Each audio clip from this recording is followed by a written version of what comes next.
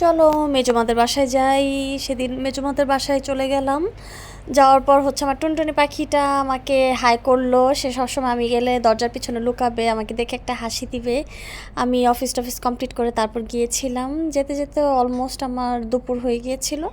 তারপর হচ্ছে যাওয়ার পর দেখলাম মেজমা রান্না টান্না করছে, খিচুড়ি রান্না করলো, পাতলা খিচুড়ি। আমি গেলাম বাসায়, যেয়ে পাতলা খিচুড়ি খেলাম মাংস দিয়ে। তারপর হচ্ছে আচার ছিল, মাংস ছিল, এগুলো দিয়ে খাওয়া দাওয়া করে তারপর হচ্ছে সবাই মিলে কথাবার্তা বললাম, একটু আড্ডা দিলাম। তারপর শাওয়ার নিলাম। শাওয়ারটা নিয়ে খুবই রিল্যাক্স লাগছিল। খাওয়া দাওয়া শেষ করে দেন রাতের বেলায় ছিল হচ্ছে বিরিয়ানি, আর হচ্ছে মা রান্না করেছিল জর্দা, আর আমার মেজমা রান্না করেছিল বিরিয়ানি। তো দুইটাই খুব টেস্ট ছিল। আমি তো আগে থেকেই ছোট ছোট এই সুইটসগুলো উঠিয়ে খাওয়া শুরু করে দিই, কারণ হচ্ছে আমার কাছে মিষ্টি খুব ভালো লাগে। অলওয়েজই আমি হচ্ছে সুইট ফ্রিক, কারণ হচ্ছে বিশেষ করে রাতের বেলা আমি খুব মিষ্টি খেতে পছন্দ করি। আমি খাবারগুলো সার্ভ করলাম, কারণ হচ্ছে অলওয়েজই দেখা যায় তারা দুজন রান্নাবান্না নিয়ে ব্যস্ত থাকে, আর আমি হচ্ছে খাবারগুলো সার্ভ করি।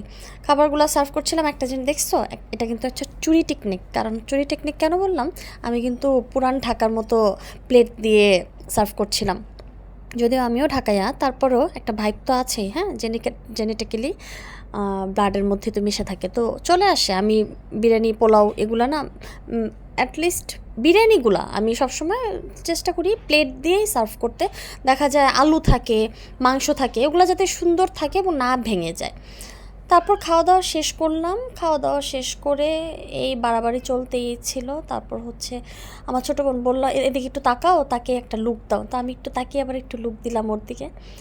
তারপর মেজমার বারান্দায় গেলাম। সে খুব সুন্দর করে গার্ডেন করেছে। গার্ডেনটার মধ্যে অনেক রকম গাছ আছে। আর এখন যদি আবার ভিডিও করি তাহলে দেখবা যে এই গাছগুলো নাই, সে এগুলো আবার সরিয়ে ফেলেছে। এই মহিলার মুড সুইংয়ের আর শেষ নাই। একটু পরপর মুড সুইং হবে, একটু পরপর মুড সুইং হবে। তারপর ছাদে গেলাম বিকেলবেলা। ছাদটা খুবই সুন্দর লাগছিল, আশেপাশের ওয়েদারটাও খুব সুন্দর ছিল। বিকেলবেলা বেবিদের জন্য নাস্তা টাস্তা আনা হইলো। আমরা নাস্তা খেলাম। চাইন চিলে সিঙ্গারা ছিল, ছোট ছোট আলু পুরি ছিল, তারপর প্যাটিস ছিল, স্যান্ডউইচ ছিল বেবিদের জন্য। আমরা সব নাস্তা টাস্তা করে একটু রিল্যাক্স হলাম, সবাই মিলে আড্ডা দিলাম। এই আড্ডা কিন্তু চলবে সেই পরের দিন ভোর 3টা 4টা পর্যন্ত অ্যাটলিস্ট চলবে। ম্যাক্সিমাম অনেক সময় দেখা যায় 5টা 6টাও বেজে যায়। তারপর হচ্ছে এই হচ্ছে আমাদের গুণবতী মেজমার ওয়েলকাম ডোরের সামনে হচ্ছে শুজ র্যাকের উপর সে সবসময় এরকম সুন্দর ছোট ছোট করে কাজ করে রাখে। এ তো, বাই, টাটা।